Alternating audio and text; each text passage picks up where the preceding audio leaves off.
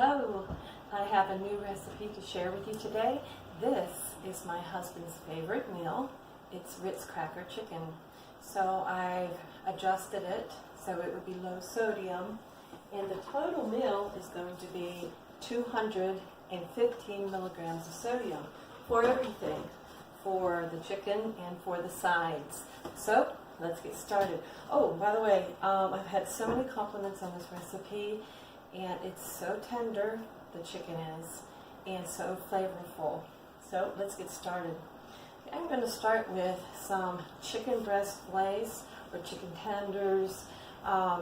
You can use a chicken breast, but it's better to have them cut in thinner strips.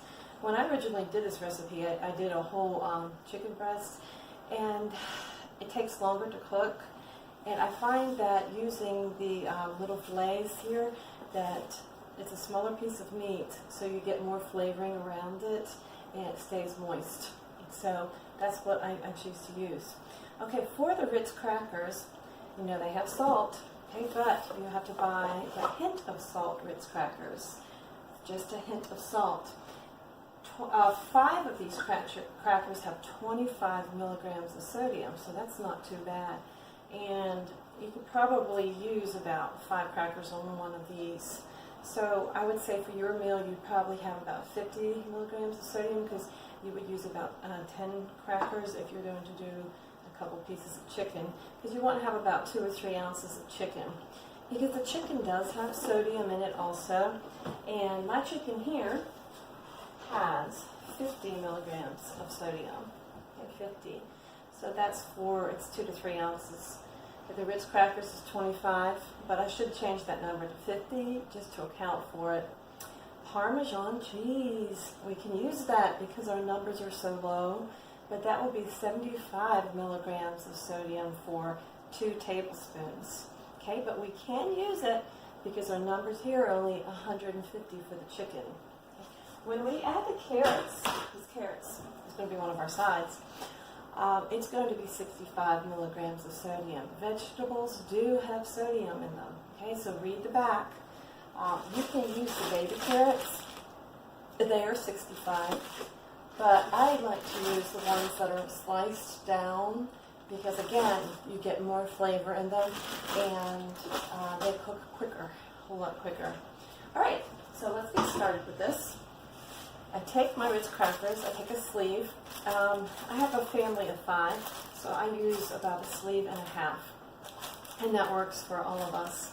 And I just crumble it down here in the package, and then I pour it into a bowl, and I sprinkle some parsley in there, and mix it all around. So you have your Ritz crackers and your parsley in this container.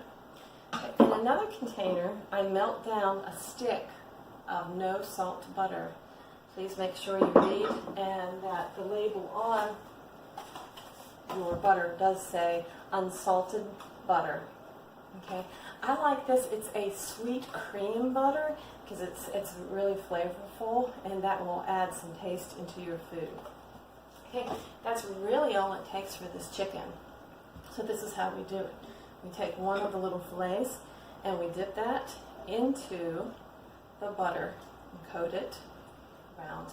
Okay, then we take it and we place it in the breading that we just created. Make sure you press down on that, because you want those crackers to get all over that. Okay, I even bury it in there and make sure I get all that good crackers and parsley in there. Lift it up, shake off the excess, and then I put it in a 9 by 13 glass dish. Okay, now before you put it in there, make sure you do butter it. You can use cooking spray. It doesn't have any sodium, check and make sure. Or you can use the no salt butter, and that's usually what I do. So I'm going to get the rest of these breaded, and then we'll put them in our oven at 350 degrees, and it will take about 25 to 30 minutes for them to cook. Okay, but I will show you that in just a minute. Okay, I have all the chicken breaded now, And what you can do is if you have a little bit of the breading left over, you can sprinkle that across the top because it makes kind of a buttery gunk, my husband calls it, and he loves it. It really gives flavor. You can put it over the chicken. Okay, so we have our crackers, our parsley, and our chicken in here. Okay, now what I'm going to do is take the rest of that butter that I had, and if you don't have any butter left, take about 2 tablespoons, melt it down, and pour it across the top of the chicken. Okay. After that, I'm going to use my Parmesan, and that is my 2 tablespoons, and I'm going to sprinkle that over the entire chicken. But remember this, okay, it is 75 milligrams per 2 tablespoons, but that is not going to be your serving. That is used for the entire recipe, okay? So if you're going to divide that down into 3 people, 5 people, whatever, you're going to divide that number, okay, at 75 down. So actually, your meal per serving would be less, which means you can have more chicken. Yay.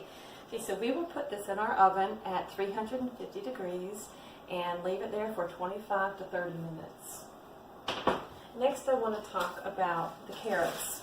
Now, what I like to do if I get carrots like this in a bag is I like to go ahead and rinse them really good. If there is any sodium on the outside of those carrots, it will wash that off, so it will be better for you. Okay, less sodium is always good. Okay, when I put the carrots into the pot, which I have a pot right here already going, and these are the sliced carrots I like to use. You want to put some butter in there. It depends on how much you're cooking, and it's kind of by taste.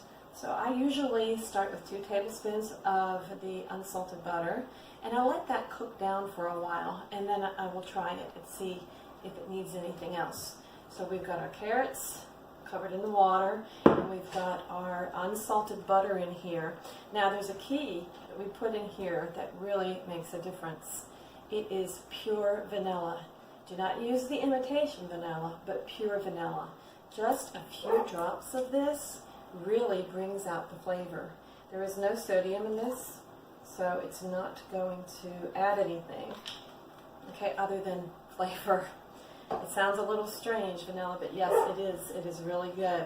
Now, sometimes I even like to put a little parsley in there. You do not have to, but I kind of like it. It kind of gives a little color to it. And you may want to wait and do this at the end when the carrots are finished cooking, or right at the end. Either way.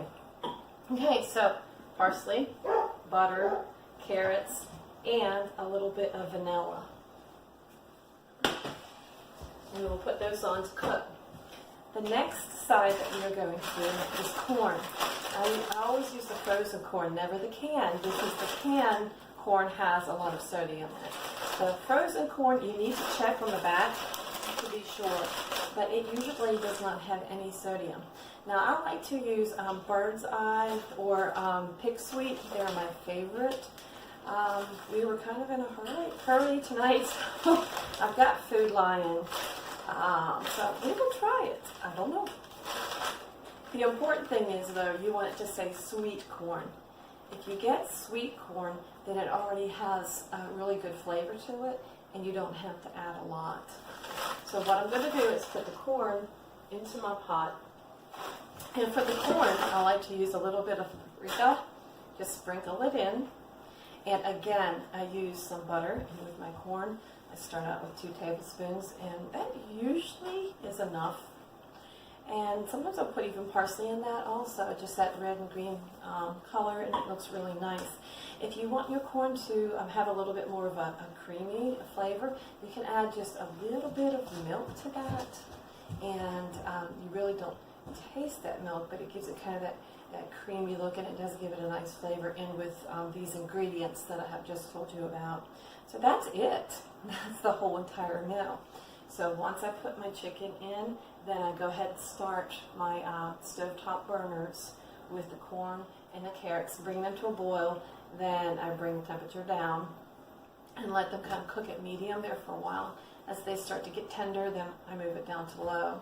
Okay. Again, if you are going to use the little baby carrots, you're going to want to start these early because they take a long time to cook. I would put these on first, and you may want to put them on for an hour and just let them become very tender. Another thing you could do, if you want to do these, is to use a small crock pot, put them in there, and just let them go, for a few hours. But again, because they are thicker, they take longer to cook, and you don't really want them to be hard. You want them to be, a nice consistency. So if you are in a hurry, you want to get this done quickly, so everything's done together, then use the sliced carrots. Okay, that will work better for you. Well, I hope you've enjoyed this, and I really, really would love you to try this recipe because it is one of our favorites. Everybody who tries it loves it, and we have people say, oh, I could eat this chicken every day because it is so very good. And then just here in a little bit, when the chicken is finished, I will show you a picture of the finished meal together. Thanks, and I'll see you next time.